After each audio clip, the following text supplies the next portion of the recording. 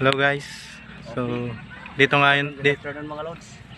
Dito tayo ngayon sa Campos Ias at dito yung mga armored ng ating US Marine Corps. Right? Come and follow me. okay. As you can see, marami sila. Okay.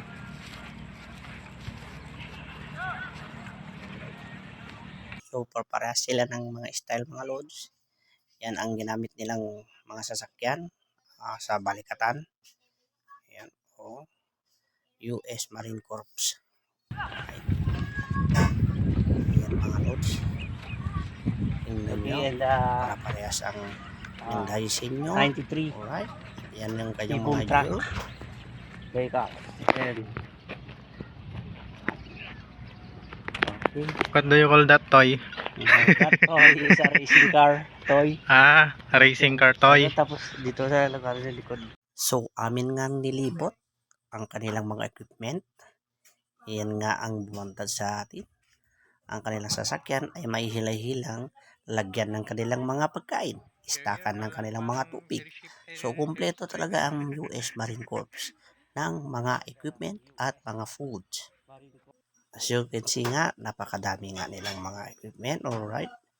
Yan ay ginamit nila sa kanilang balikatan 2024 na dinaos sa Ilocos Norte.